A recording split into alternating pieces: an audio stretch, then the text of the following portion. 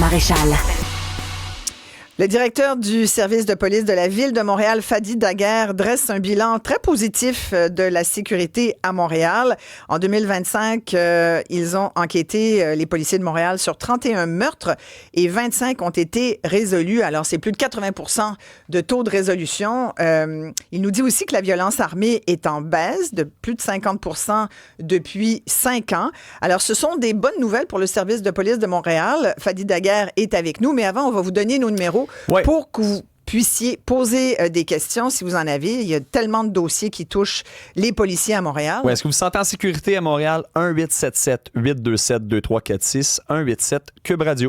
Merci beaucoup d'être là, Fadi Daguerre. J'ai un premier commentaire d'un auditeur pour vous. Il y a Patrick qui dit « Ma fille habite à Montréal et avec tout ce qu'on entend sur les coups de feu qui sont tirés, surtout les enjeux de sécurité, moi, je suis vraiment inquiet pour elle. Il y a beaucoup de gens qui regardent ce qui se passe à Montréal, entre autres avec les jeunes. Parfois, ce sont des jeunes de 13-14 ans recrutés par des gangs de rue qui foutent le feu, qui rentrent la nuit dans des commerces ou chez les gens. Fadi Daguerre, c'est quand même inquiétant, ça. Mais c'est exactement... Bon, premièrement, merci de me recevoir, Mme Maréchal.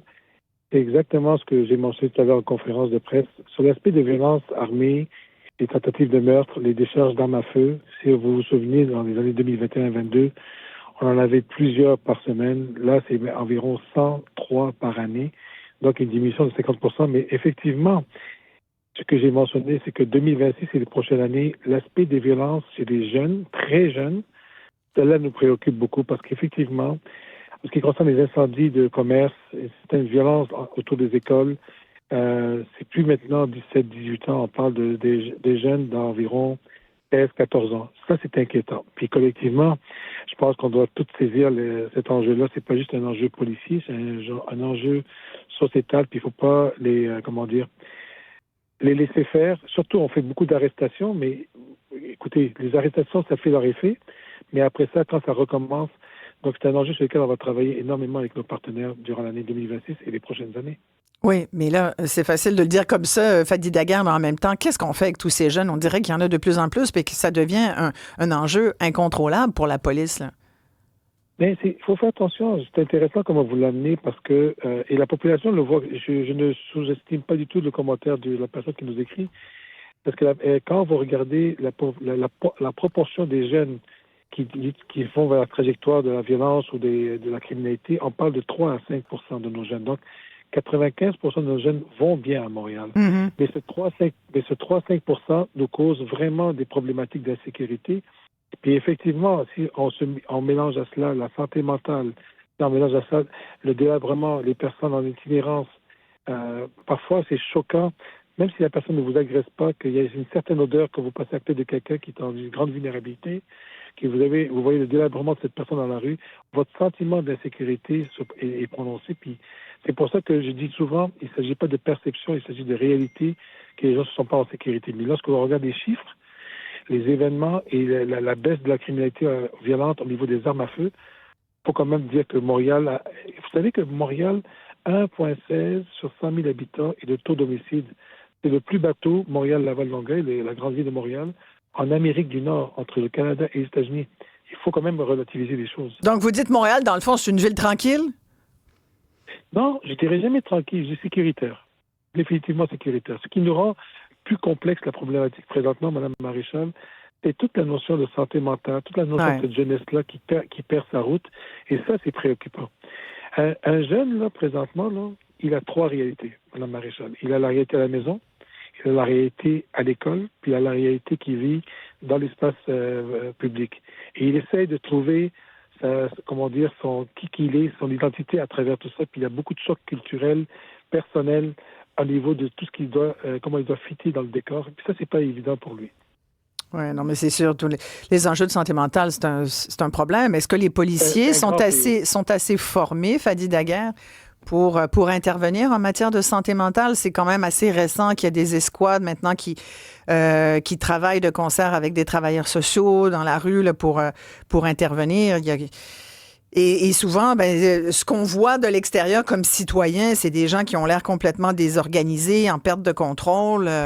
Et c'est ça qui contribue au sentiment d'insécurité. On le voit dans le métro. Souvent, ce sont des personnes aussi en situation d'itinérance. Comment vous abordez ces enjeux-là qui ont beaucoup augmenté au fil des dernières années et qui risquent de l'être encore plus parce que c'est comme si fallait intervenir sur plein de plans puis on n'y arrive pas? Mais vous avez raison de dire, est-ce qu'on est assez formé? Je pense qu'on ne sera jamais assez formé, puis nos policiers ne deviendront jamais des thérapeutes, des psychologues, des travailleurs de social.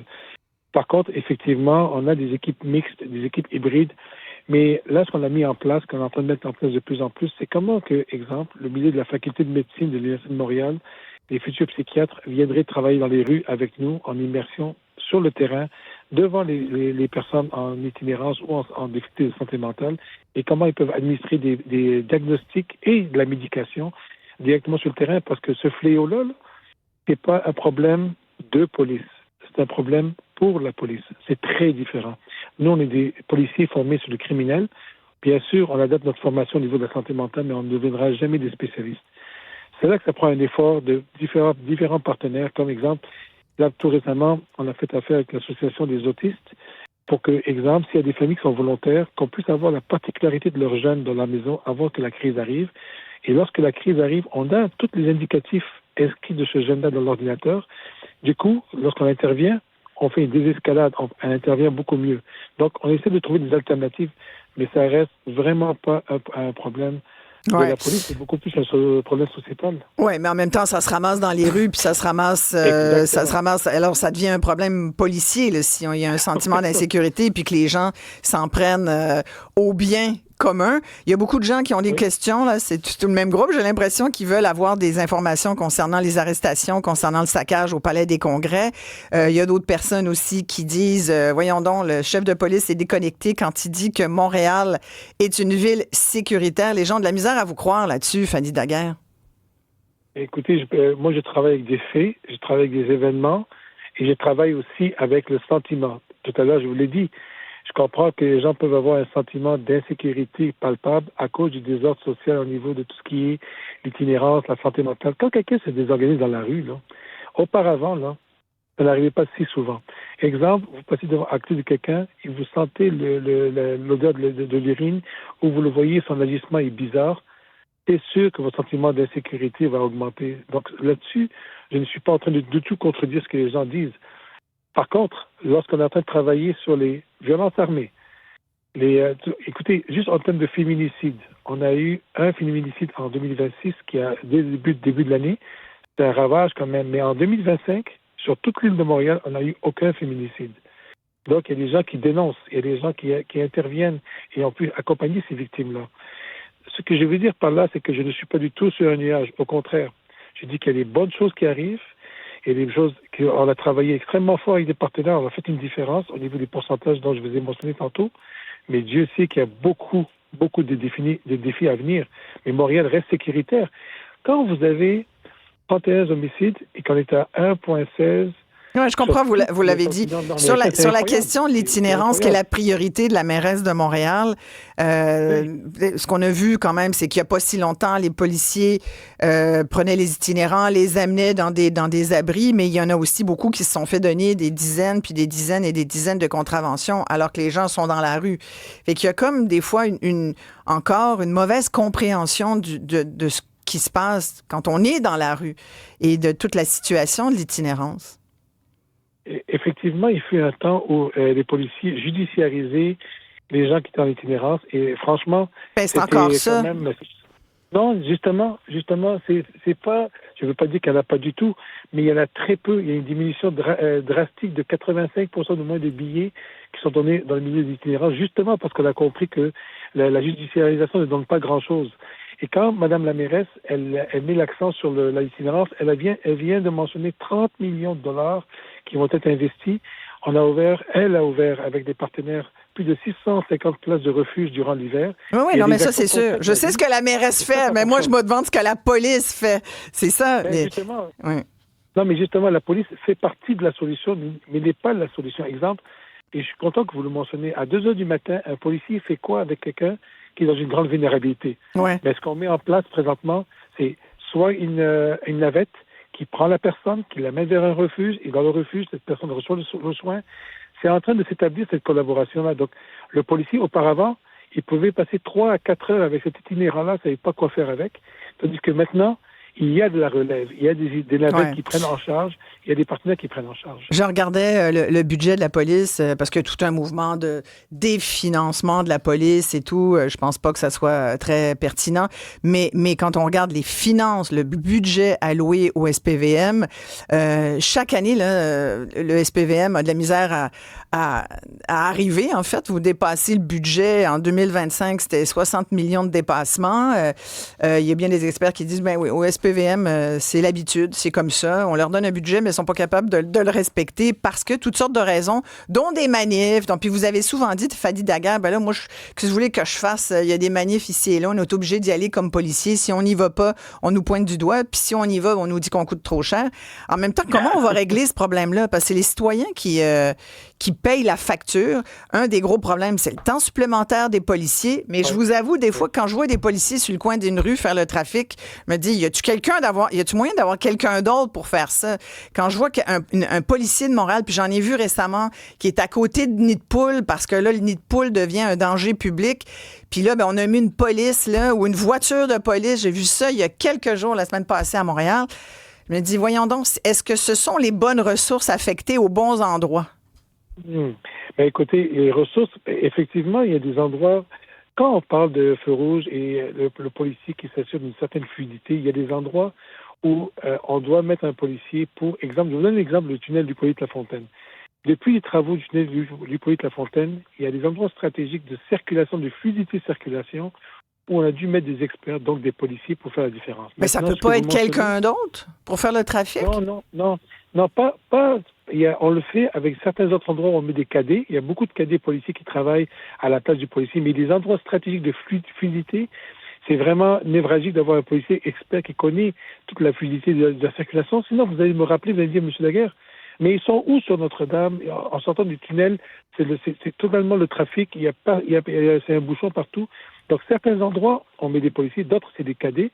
Mais effectivement, on devrait utiliser nos ressources à meilleur escient, donc sur les appels et tout. Là, vous venez de le dire, là. On devrait utiliser nos ressources à meilleur escient.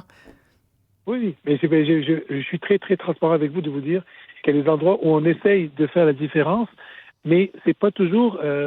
pour la santé mentale, ce n'est vraiment pas un travail de police. Mais les nids de poule non plus. C'est que finalement, la police est obligée de faire la job de plein d'autres personnes. C'est ça que vous dites?